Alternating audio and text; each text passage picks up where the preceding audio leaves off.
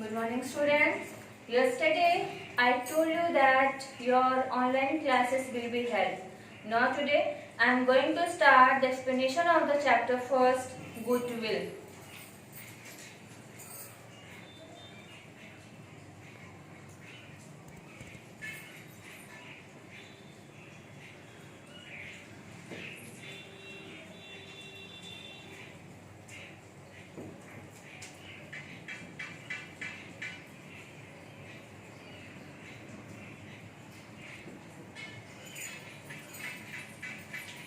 Firstly, the chapter Goodwill, that an extract taken from the Yajurveda.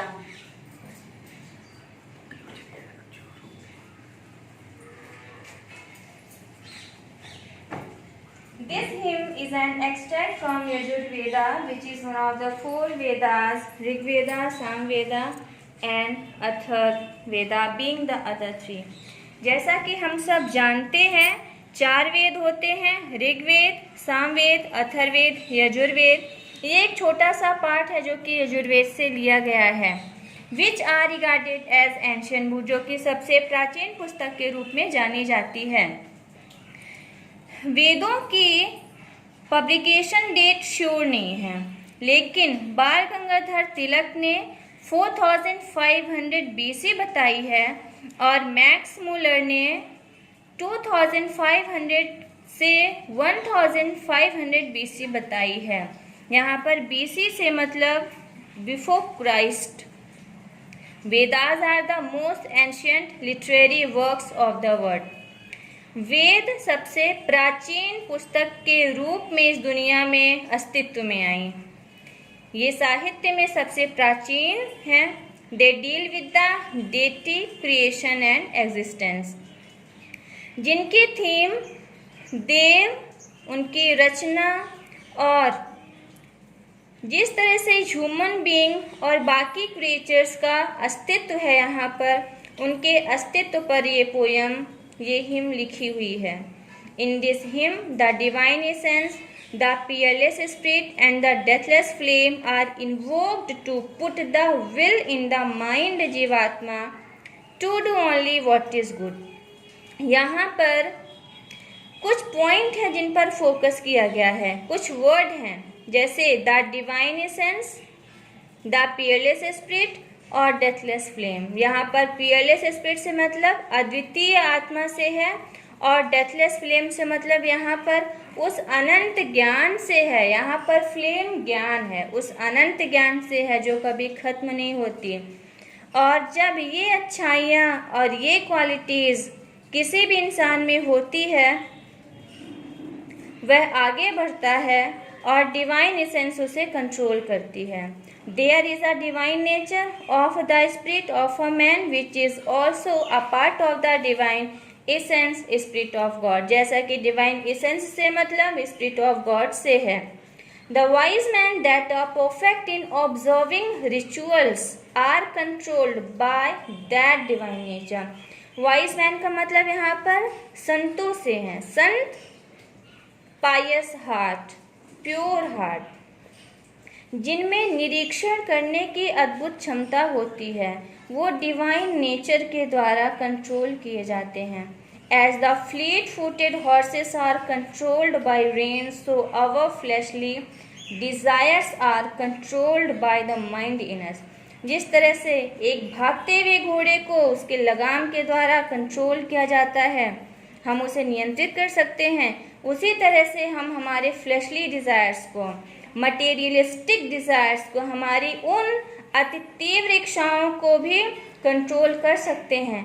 पर हम control तब कर सकते हैं जब हम में वो सभी क्वालिटी, वो सभी गुण हों जो कि किसी भी सेज में होता है, किसी भी वाइज मैन में होता है। अब हम आते हैं पोयम की तरफ। May that by which wise men, skillful in rituals and steady in assemblies, perform their task।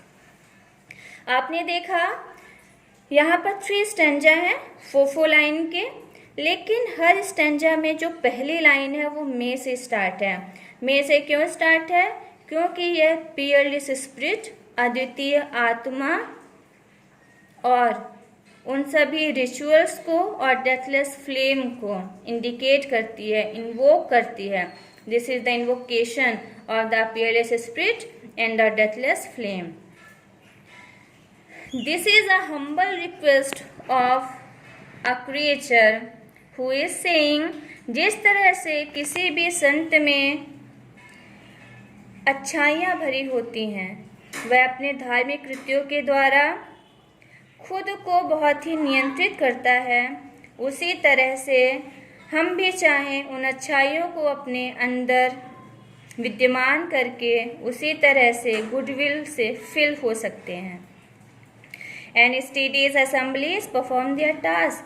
उन अच्छाइयों से खुद को भर के अपने काम को बहुत ही अच्छे तरीके से करते हैं. That peerless spirit that lies in all creatures, may that my mind resolve on what is good. अद्वितीय आत्मा और वह सभी अच्छाइयाँ हर क्रिएचर में विद्यमान होती हैं.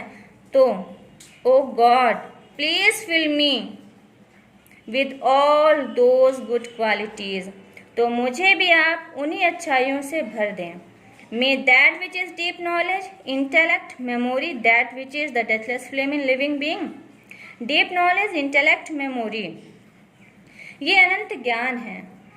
हम अनंत ज्ञान से खुद को भर के आगे बढ़ सकते हैं, क्योंकि इनके बिना तो जीवन में कुछ भी कर पाना संभव नहीं है. So O God, please fill me with all these deathless flame, with all these good qualities to make me go ahead in my life. May that my mind resolve on what is good. May that which guides man like a good charioteer who controls fleet-footed horses with the reins.